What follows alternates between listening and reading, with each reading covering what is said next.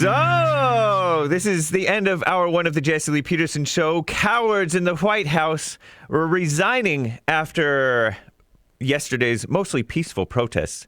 Very disloyal, mostly women, one male. What our real president, Donald Trump, promises an orderly transition to Sleepy Joe Phony Biden, while still assuring us that the fight to make America great again is only beginning. As I said, it's the end of hour one, Thursday, January 7th, 2021. Stay tuned for hour two. Jesse Lee Peterson will be right back. Cowards are flaking off. The extreme left publisher called Twitter reports that 4 White House staffers resigned following the violence at the U.S. Capitol. They handed in their resignations after a pro-Trump group of mostly peaceful protesters, probably 99% peaceful, invaded the U.S. Capitol in Washington, D.C., a tiny minority of them engaging in violence against cops, destruction of property, breaking windows, tearing down barriers, and spewing threats against elected officials, according to independent reporter Elijah Schaefer of Blaze TV.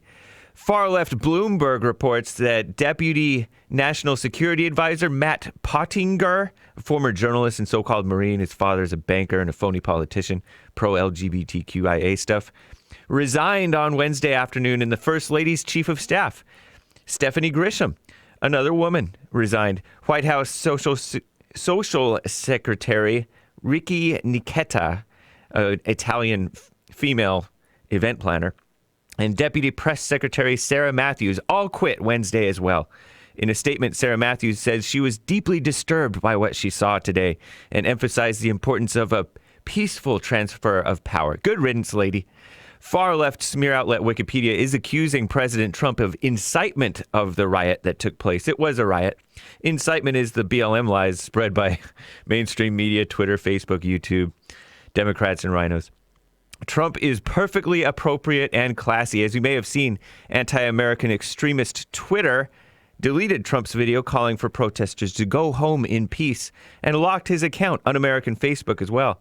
Trump promises an orderly transition after Biden was so-called certified as president-elect. The Epoch Times quotes the president, "Even though I totally disagree with the outcome of the election and the facts bear me out, nevertheless, there will be an orderly transition on January 20th. I have always said we would continue to fight to ensure that only legal votes were counted," he said in a statement. That's President Trump. While this represents the end of our greatest first term in presidential history, it is only the beginning of our fight to make America great again. Nice. Fake Congress, so-called certified Biden as quote-unquote president-elect around 3:45 a.m. this morning, Eastern time, right? After Pence refused to contest the electors, despite what President Trump wanted him to do and asked him to do, the joint session to count votes was interrupted by the protesters who got out of control. The mainstream media is calling them a mob. They never called Black Lives Matter a mob. Leading to a long delay, Biden received 306 electoral votes, traitorous to America, right? And Trump received 232. The Epoch Times has the full list on how members of Congress voted on objections to Arizona and Pennsylvania electoral results. Many of them who had pledged to contest the results violated their pledge and decided not to contest the election. Here's what Twitter said. The extreme left Twitter safety tweeted, as a result of the unprecedented, so-called, and ongoing violent situation in Washington, D.C. They tweeted this 4 p.m. Pacific time. The violence was all over by that point. But they said, we have required the removal of 3 of real Donald Trump's tweets that were posted earlier today for repeated and severe violations of our civic integrity policy. And they linked to their civic integrity policy, which basically means accept the fake results, right?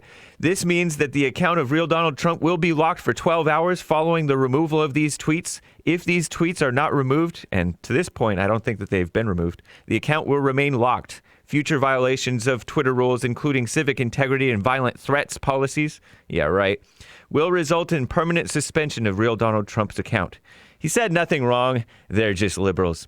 Men's Forum tonight, first Thursday of the month, 7 p.m. here at Bond in Los Angeles. Rebuildingtheman.com/events. I'm James Hake.